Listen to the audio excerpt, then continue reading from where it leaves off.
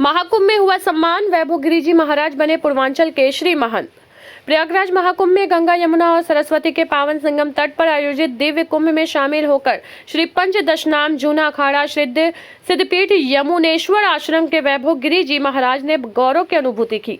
वाराणसी पहुंचे वैभव गिरिजी महाराज ने एक भेंट वार्ता में बताया कि महाकुंभ के दौरान श्री पंचदशनाम जूना अखाड़ा के अंतर्राष्ट्रीय अध्यक्ष सभापति प्रेमगिरी महाराज और अन्य गुरुजनों ने उन्हें पूर्वांचल के श्री महंत के महत्वपूर्ण जिम्मेदारी सौंपी है। उन्होंने कहा है कि धर्म के प्रचार प्रसार और सनातन परंपराओं के संवर्धन के लिए जो भी संभव होगा वो पूरी निष्ठा से करेंगे। महाकुंभ के इस दिव्य आयोजन में मिली इस जिम्मेदारी को लेकर उन्होंने आभार जताया और धर्म व समाज की सेवा के प्रति अपनी प्रतिबद्धता व्यक्त की।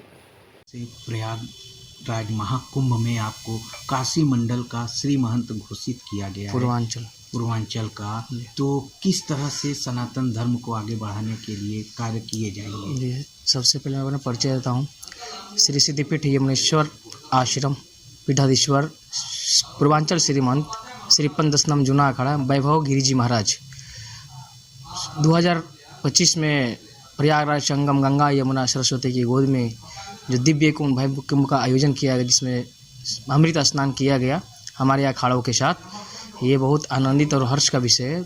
29 तारीख को जो विदारक घटना हुई उससे थोड़ा सा हम लोग का संदेश है और उनके भगवान से प्रार्थना कर रहे हैं हम लोग, उनकी आत्मा को शांति मिले और उनको भगवान के चरणों में स्थान मिले और दोबारा सा इस फिर सेवा का मौका मिले, उन लोग को दोबारा अच्छे में जन्म मिले और उसके बाद फिर से भगवान।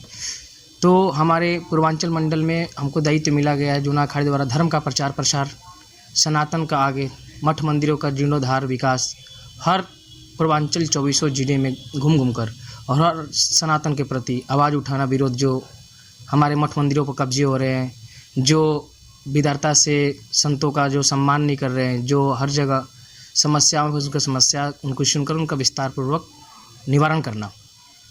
गुरुजी, किस तरह से सनातन धर्म का प्रचार प्रसार किया जाएगा? सनातन धर्म में हमारे अखाड़े से नागा सन्यासी और 10-20 पदाधिकारी जो एक साथ होकर और हमारा एक पंच निकलेगा जो पूरे काशी और पूरे क्षेत्र राज्य में घूम घूम कर हर आश्रमों और मंदिरों को और दैविक स्थानों को और धर्म को आगे बढ़ाने के कार्य करेंगे, प्रचार कर कर।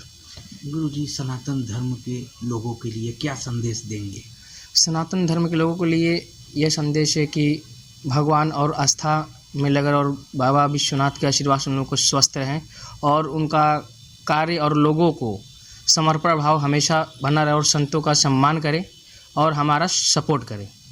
गुरुजी, आपको राष्ट्रवादी हिंदू शक्ति वाहिनी जो एक संस्था है उसमें आपको संरक्षक मंडल में भी बनाया गया है, तो अभी उनकी आगामी 3 मार्च को एक गर्जना रैली होने वाली है हिंदू जन को लेके, जन जागृति को लेके, तो क्या कहेंगे संगठन के बारे में? देखिए, संगठन तो हमारे सनातन से ही है सब कुछ और हमारा सपोर्ट कर रही है। अच्छी बात है कि हमारे काशी को, जिसमें बहुत सारे उसमें मुद्दाएं हैं, मुझे बताया गया था, प्रदीप गुप्ता जी जो मिले मुझसे बताएं कि काशी को मांस मदिरा मुक्त किया जाए, ये बहुत अनिवार्य है क्योंकि काशी में क्या हर तीर्थस्थली पर मांस मदिरा को दूर ही रखना चाहिए।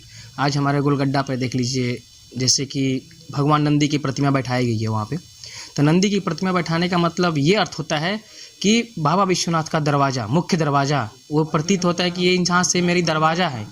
तो वहाँ पे जब दोनों तरफ जाएंगे तो हमें वहाँ पे फूलों की खुशबू, मिठाइयों की खुशबू ये आनी चाहिए। लेकिन आज ये है कि उसमें ज़्यादा नहीं, 10 या 5 ही दुकान होंगे जो खुलेआम ऐसे नॉनवेज को, जैसे हर जानवरों को हलाल कर उसको ऐसे किया जाता है। मुझे ये बहुत विदारक, उसमें रास्ते से ज़्यादा होती इतनी भयंकर बदबू आती है जिससे मेरा मन बहुत छिन्न हो जाता है।